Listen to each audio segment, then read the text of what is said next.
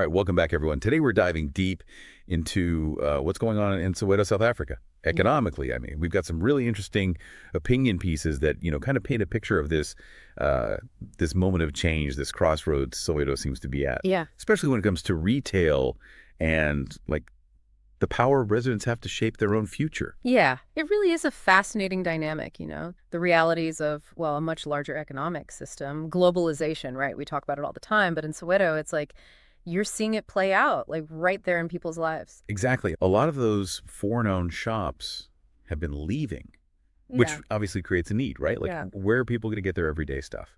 And it goes deeper than just filling those shelves, the chance for Soweto residents to step up, Yeah. take control. It's not just about replacing the shopkeepers, it's about shifting who benefits from the local economy. Okay, so there's the need, but then there's the question of how to actually build successful businesses, Right. right?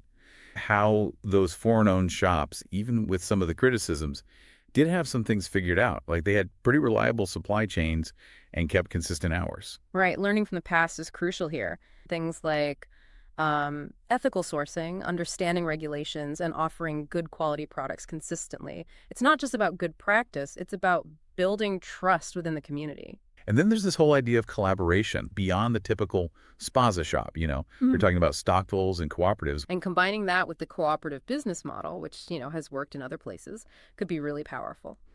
Imagine a Soweto where residents own and run a supermarket together, keeping those profits local.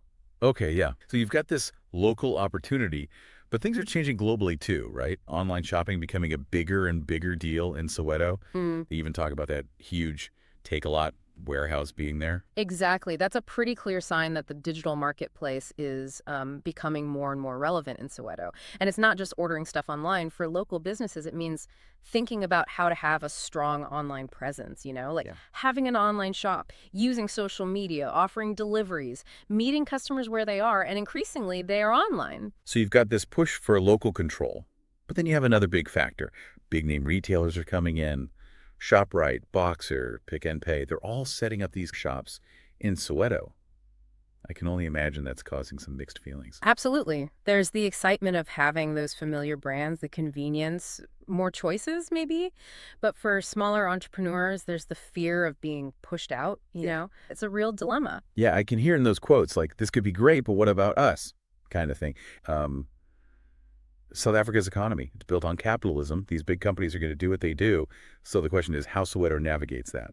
Relying on outside help isn't going to be enough. It's about the choices Soweto residents and entrepreneurs make. Those are the choices that will shape what happens.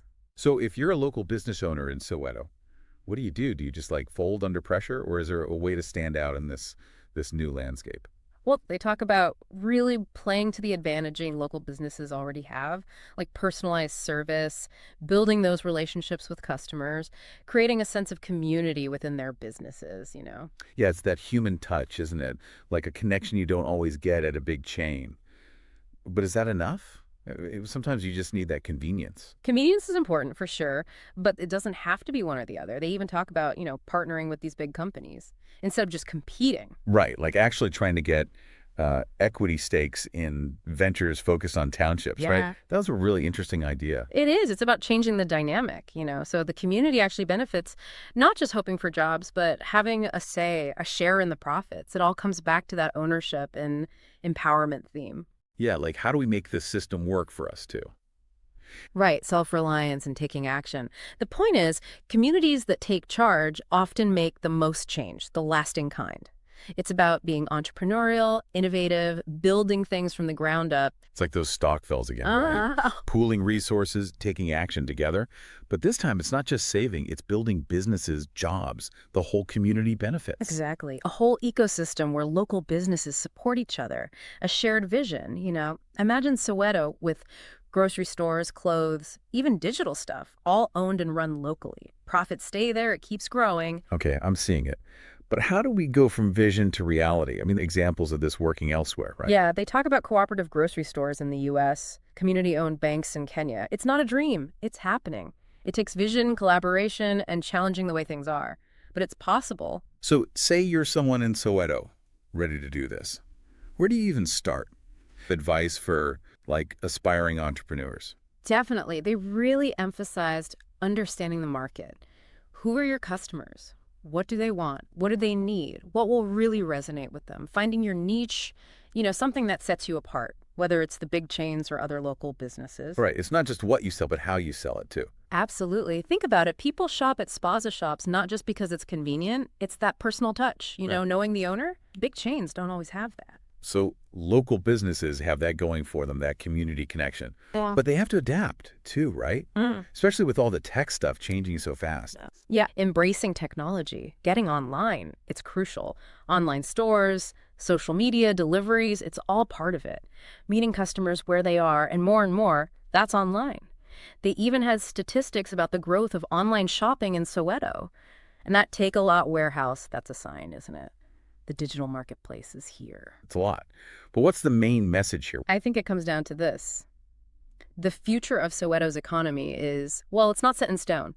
It's being shaped right now by the choices people make, the residents, the entrepreneurs. It's about building a better future. Yeah, it feels like a real turning point for Soweto. Like they're writing their own story, economically speaking, but it's more than that. It's about their identity as a community, too. Oh, absolutely. This isn't just something happening like off in the distance. It's right now, this energy, almost like Soweto's on the edge of something big.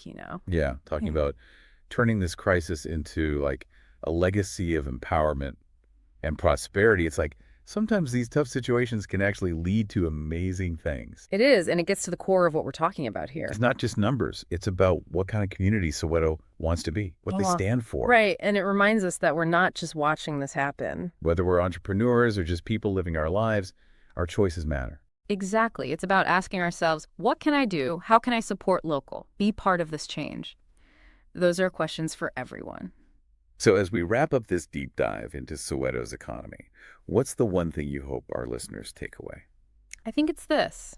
Soweto is at this crucial point. There are challenges, sure, but there's so much potential. The decisions being made now, they'll have a lasting effect. But there's also this real sense of hope. Like, Soweto has the power to decide its own future, to build something better.